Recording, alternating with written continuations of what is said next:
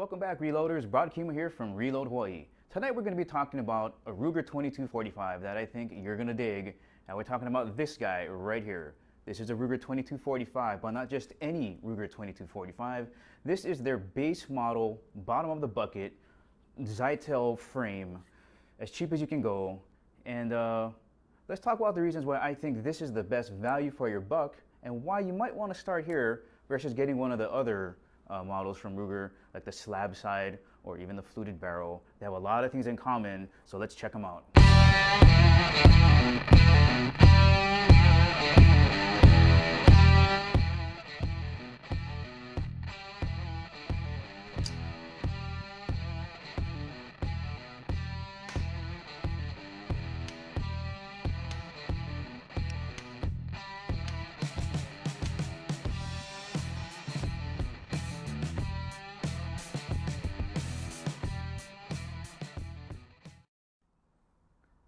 Alright, quick shout out to Henry from Prime Sports for giving me killer deals on the CCI mini mags I used to film this video. Also home of one of the cheapest FFL fees ever, $25. Check him out, Prime Sports. His name is Henry. So let's have a quick walk around here, and the stuff I'm going to go over in this video are the things that I find really annoying about it and the modifications that you're going to have to do to any Ruger regardless of how much you pay for it. And that's kind of the main reason I think that this is well worth it. If you're going to have to do the mods anyway, why waste your money? Well, I mean, unless you're in love with the, how it looks, because the slab side and the fluted barrels are great. But let's check it out. I'm going to pick up the gun and show you guys around. Okay, welcome back everybody. This is it, the Ruger 2245 Zytel model. These grip panels are not replaceable, and that's kind of one of the downfalls of this, but you know what? I'm not a fancy schmancy guy anyway. I don't like to put weird things on guns, so this really didn't bother me much. But when you look at it, this pretty much has what you need to become a efficient marksman. The big thing for me is this 5.5-inch bull barrel, and you'll see most target shooters talking about how they prefer a really heavy bull barrel, and that's what this has here. Personal opinion, I don't know. I've owned a Mark III Hunter fluted barrel. I tested Aaron slab side, and I've shot a 7.5 or 7-inch slab side as well. And the accuracy gains aren't that much from what I see. And I'm not the greatest shooter, but when you look at the price difference, it's like you're paying another $300 for minimal gain. And that's one of the reasons that I think that this is a better buy than going upstairs. Which leads to the second point. Even if you do decide to go with a model that's higher, like the slab side or the fluted barrel models, even the Ruger Light, there are 3 things that you're going to have to manage to get out of the gun anyway. It doesn't matter. Okay, so the number 1 thing is you got to do the slingshot mod, and that's basically replacing the detent in the bolt release here. Number 2, you're going to have to take out this the magazine disconnect, and I'll get into that a little bit later on. And number 3, the trigger. Trigger is not horrible, but it can be a lot better. But the way I'm looking is, if I'm buying a really expensive pistol and I got to do these mods anyway, why don't just get the cheaper one and save all the money? Unless you're totally into stainless and you're totally into fluted barrels and you're totally into slab sides.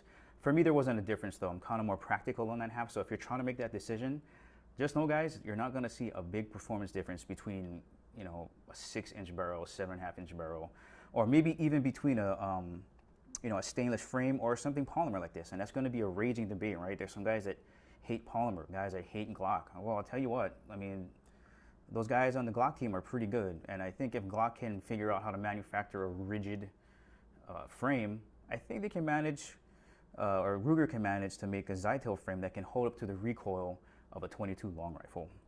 So I'll go over those 3 mods really quickly again, but let me just pick up the gun so you guys can kind of see it around here. So here you go, target model. That's legit. Ruger 2245 Mark III, .22 long rifle. That's what it's chambered in. Now, this version of it, the 2245, shares the same grip angle as the 1911. And for a while there, before the 1911 conversion kits were popular, this was supposed to be a really good trainer because the controls are all in the same place. Mag release, safety, on-off, and then the slide release. This would be the bolt release here on this half. But they're the same. The grip angle is very comfortable. So that's another reason why people really liked it. The front sight is just screwed on. It can be, for those of you who want to shoot irons, Dawson makes really good fiber optic front sights. Man, when those things hit the daylight, it's like mesmerizing. So that's easily removable. It comes with this rail that well, the gun is already drilled and tapped, so all you got to do is take out the screws and put this rail on. They give you that as a gimme. Oh, you also get two of these guys, two 10-round mags, perfect for Hawaii, by the way. Yeah, and it's very easy to mount. You just screw them in, and you can put whatever optic you want on here. I chose to go with the primary arms red dot or / green dot that I got from Dexter from Real Steel Tactical. What up, Dex? And it does its job just fine.